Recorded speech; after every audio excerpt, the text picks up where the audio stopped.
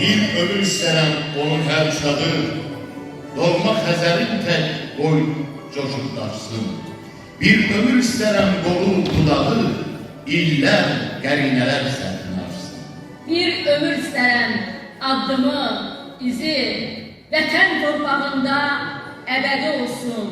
Sevdalı ürəyi, sevgili gözü, sevən könülləri məbədi olsun.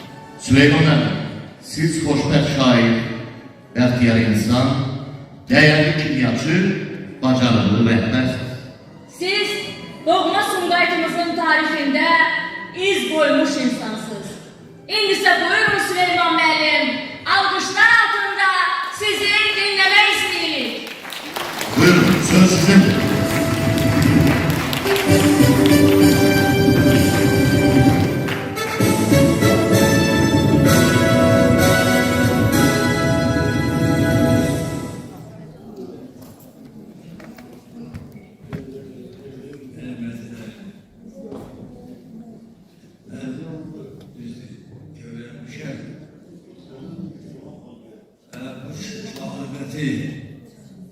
Bu hoş günü mənə bəxş edən sizlərə mən minnətdarım.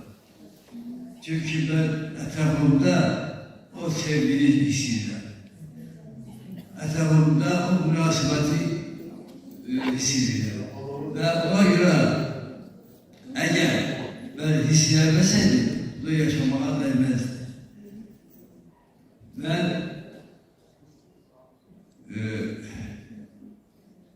açığı yerdirəm ki, mənim bu qədər yaşamağa ümidim yox.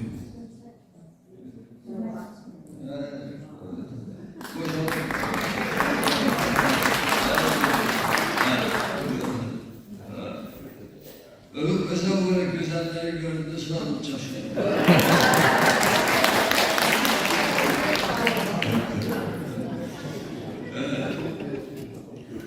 Doğrudan da hoş gündü. Bu günü, tedbiri teşkil edenlere ben müekkeleri minnettarlığımı bildiriyorum.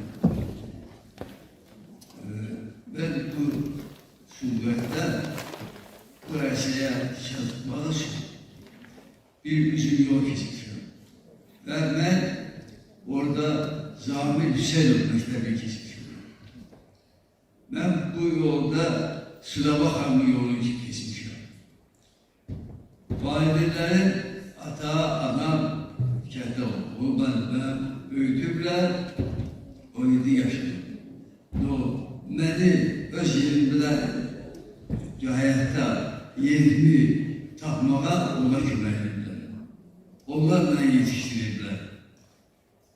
Ben yegana Sebat'tan kövrəyəm.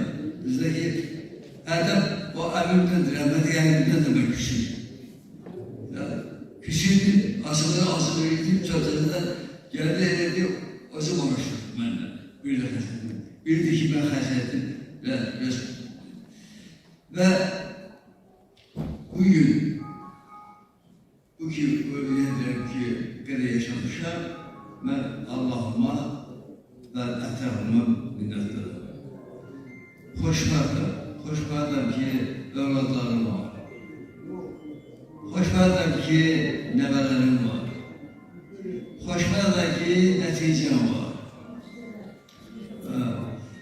Bir yer üzümə salsam, bəlkə kütücəyə qalır. Ona ki, uşağı bilməyim. Mən özlərim. Asıl söz sahibi.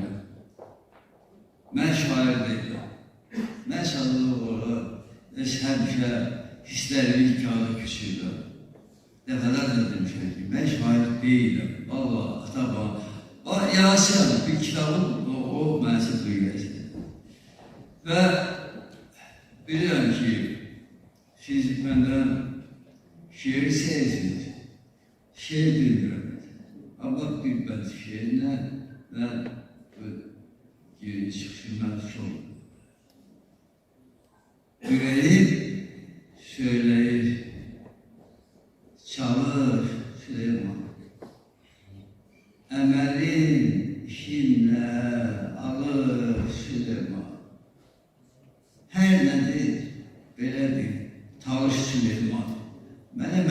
onlara qiymət vermir.